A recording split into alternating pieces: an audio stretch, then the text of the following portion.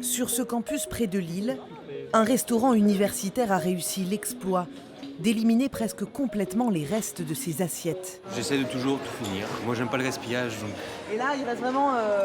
Du ketchup. J'ai tout mangé. Son secret, l'intelligence artificielle, qui permet d'ajuster les portions au plus près de l'appétit des étudiants. Vous désirez des carottes? Au menu ce jour-là, cordon bleu, pommes de terre et carottes. Bon appétit, bonne journée. On sert des quantités comme ça classiques. Le chef fait un tour le matin en expliquant les assiettes témoins. On fait la base. Si par exemple mademoiselle demande plus de frites, on rajoute plus de frites sans problème ou plus de légumes. C'est cette caméra qui scanne depuis 2 ans le contenu des 1300 plateaux en fin de service.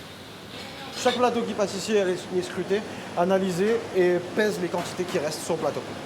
La directrice du restaurant universitaire reçoit ensuite les photos de chaque assiette, analysées par une entreprise spécialiste de l'intelligence artificielle. Là, ce jour-là, on voit qu'il restait énormément de pâtes.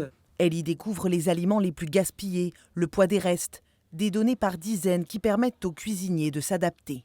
Pas question pour autant de ne servir que des frites ou des pizzas. Les menus restent équilibrés, seules les quantités servies sont modifiées. Et manifestement, autour de la table, la plupart des étudiants sont rassasiés. Moi, les quantités, elles me vont. Je mange un peu moins que les 2 autres, donc ça me va. Ça me suffit pour la journée. Personnellement, en général, j'ai encore faim après. Mais je sais qu'en général, c'est une quantité normale pour un repas, quoi.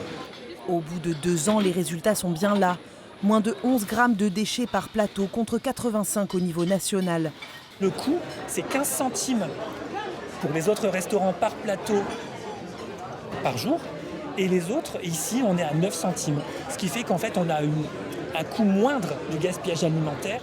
2 autres restaurants universitaires du Nord-Pas-de-Calais ont adopté le même système et d'autres pourraient suivre lors des prochaines rentrées.